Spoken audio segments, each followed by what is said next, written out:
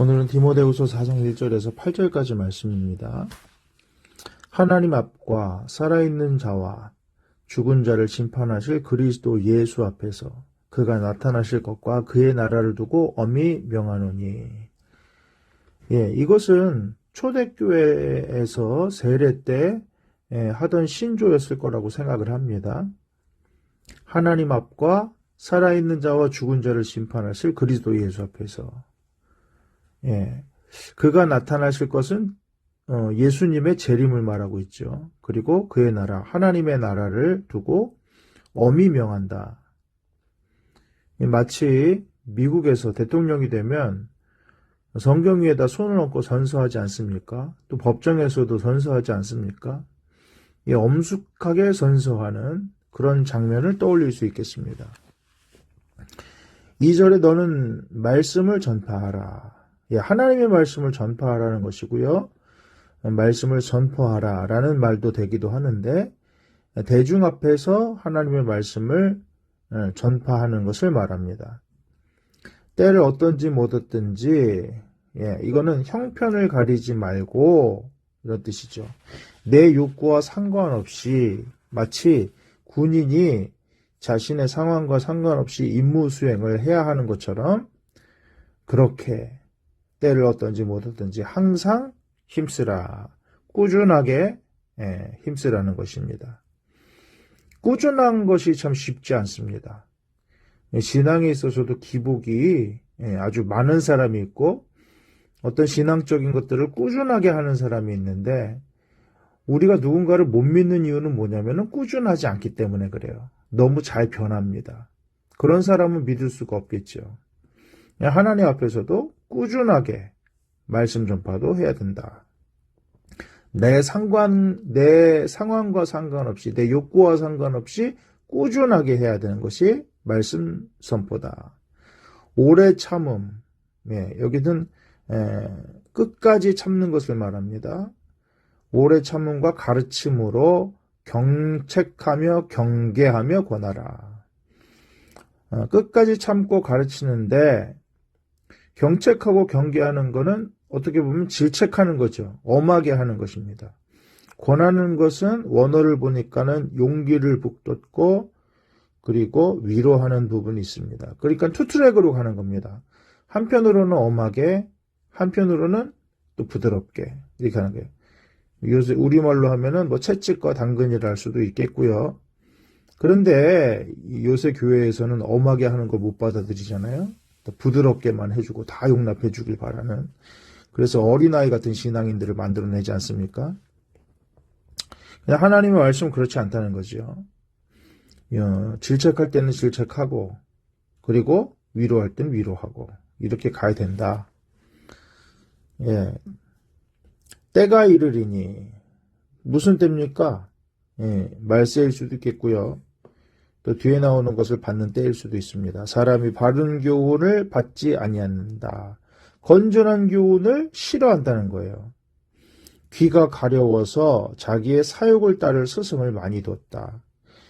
자기 귀를 만족시키기 위해서 자기를 간지러운 것을 긁어준다고 하지 않습니까? 그런 것처럼 자기 욕구를 충족시켜 줄 만한, 자기 욕심을 따를 또 자기 마음에 맞는 스승을 많이 둔다. 저는 이 말씀을 보니까는 유튜브가 생각이 나더라고요. 자기가 좋아하는 거, 자기가 관심 있는 거를 배울 수 있는, 사람들은 유튜브를 그렇게 봅니다. 또 알고리즘에 의해서 자기가 관심 있는 게 계속 뜨지 않습니까? 자기가 보고 싶은 것만 봐요. 자, 4절. 또 그 귀를 진리에서 돌이켜 허탄한 이야기를 따르리라. 여기서 진리와 허탄한 이야기가 상반되는데, 허탄한 이야기는 꾸며낸 이야기입니다. 난 진리에 관심이 있지 않아요, 사람들이. 꾸며내도 재밌으면 그걸 봅니다. 이게 인간의 욕구죠. 자기 욕구를 따라가는 거예요. 지금 여기까지 말씀 봤는데, 말씀을 전하는데도 욕구를 따르지 말고, 네 자신의 욕심을 따르지 말라고 말하고 있고요. 그리고 복음이라는 진리 역시 이 세상의 허탄한 이야기와는 반대된다. 사람들은 필연적으로 허탄한 것, 재미있는 것, 자기 욕구 충족시키는 것을 따라가게 되는 그런 때가 온다는 겁니다. 자, 5절. 그러나, 세상의 흐름은 그렇지만, 그러나, 너는 모든 일에 신중하며, 여기서 신중하다는 것은 예전의 개역성경에서는 근신하며 라고 돼 있죠. 원어를 보면은 수를 삼가라는 뜻이 있습니다. 그러니까는 근신하다는 뜻이고 신중하다는 뜻이 뭐냐면은 행동을 자제하라는 뜻이 돼요. 요새 번역으로 하면은 정신을 차려서 이 정도로 번역이 됩니다. 고난을 받으며, 고난을 참으며, 고난을 견디며, 복음 증거에는 고난이 따라온다는 얘기를 지금 계속하고 있죠. 전도자 일을 하며 내 직무를 다하라. 고난을 받는 이유가 뭐예요? 복음 전하는 일을 하니까 고난을 받는 겁니다. 그런데 그걸 하려는 겁니다. 네 사명을 완수하려는 거예요. 6절. 전제와 같이 내가 부어지고 나의 떠날 시각이 가까웠도다. 전제는 영어 성경으로 보니까 drink offering으로 되어 있죠. 부어드리는 제물이에요. 그래서 예전에 개역 성경에서는 관제라고 되어 있습니다. 희생제사의 마지막 의식으로 포도주 같은 것들을 한 방울도 남김없이 끝까지 붓는 거예요. 그렇게 내가 부어졌다는 겁니다. 나의 떠날 시각, 어딜 떠나는 거예요? 세상을 떠날 시각이죠. 그게 가까웠다. 떠난다는 말은 원어를 보니까는 풀어놓는다, 걷어치운다 이런 뜻이 있답니다. 그래서 정박한 배가 이제 출항하기 전에는 배를 풀어야 되잖아요. 또 여행자가 이제 여행을 다시 출발하려면은 장막을 걷어야 되지 않습니까? 그래서 이게 떠난다라는 의미가 됐다는 거예요.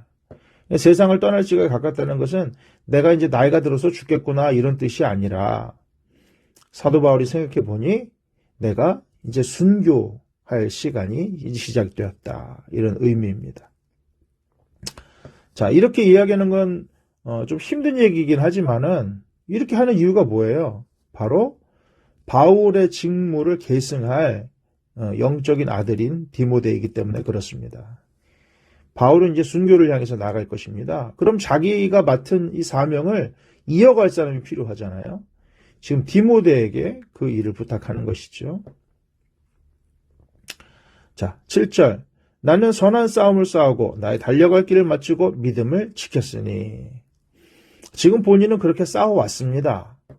달려갈 길을 마쳤다는 것은 사명을 완수했다는 거예요. 그래서 내가 그렇게 했으니까는 5절에 너도 내 직무를 다해. 전도자의 일.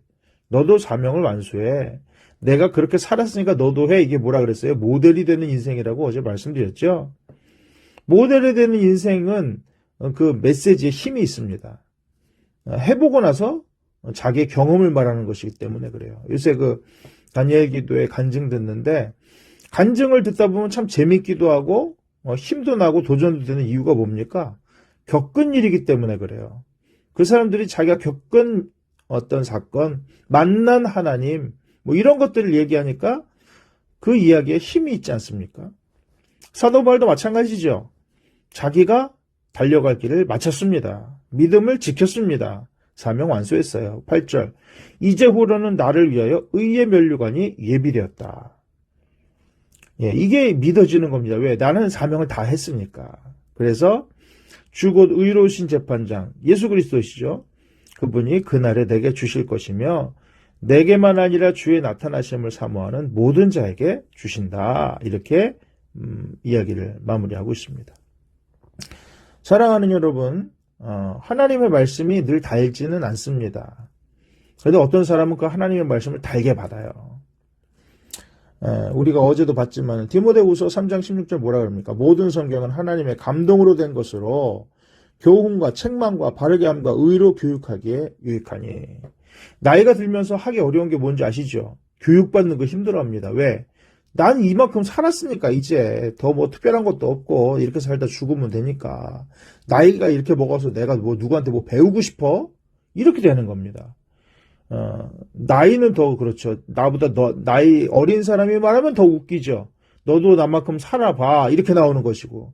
심지어는 자기보다 나이 많은 사람이 얘기해도 잘 안 듣습니다. 이때까지 내가 살아온 게 있기 때문에. 그래서 이 말씀으로 교훈받는 게 쉽지가 않아요. 그냥 자기 삶으로 다 해석하려고 하니까. 그걸 성경에서 뭐라고 말하느냐? 교만이라고 말합니다. 교만한 자는 얻을 게 없습니다. 여러분, 앞에다가 밥상 차려놓고 굶어 죽는 사람이 있습니까? 교만한 사람은 그런 사람이에요. 요새 주변에 얼마나 말씀이 넘쳐납니까? 얼마나 좋은 말씀, 좋은 간증, 얼마나 우리는 말씀의 홍수에 파묻혀 살아가고 있습니다. 근데 정작 홍수 때는 마실 물이 없다 그러잖아요. 마치 그런 것 같이 우리 주변에 하나님이 이미 먹을 것, 마실 것을 주셨는데도 그것을 누리지 못하는 교만한 자들이 있다는 거예요. 말씀 앞에 우리는 겸손해져야 되는 줄 믿습니다. 하나님의 말씀으로 나를 책망하시고 하나님의 말씀으로 위로받아서 회복되는 저와 여러분 될 수 있기를 바라요. 오늘 본문은 사도 바울이 디모데에게 전달한 메시지입니다. 자기 영적인 아들입니다. 자기 후계자입니다. 그에게 전하는 말씀이 힘이 있는 이유가 뭐라 그랬습니까? 바울이 그렇게 살았기 때문에 그랬다 그랬어요. 모쪼록 우리에게도 그런 은혜가 있길 바랍니다. 우리도 말씀대로 살아서 누군가에게 야 내가 말씀대로 살아봤더니 하나님이 이렇게 은혜 주시더라. 하나님의 말씀 능력이 있더라. 하나님 말씀 붙들어 살겠더라. 이런 고백이 능력 있게 우리를 통해서 누군가에게 전파될 수 있기를 바랍니다.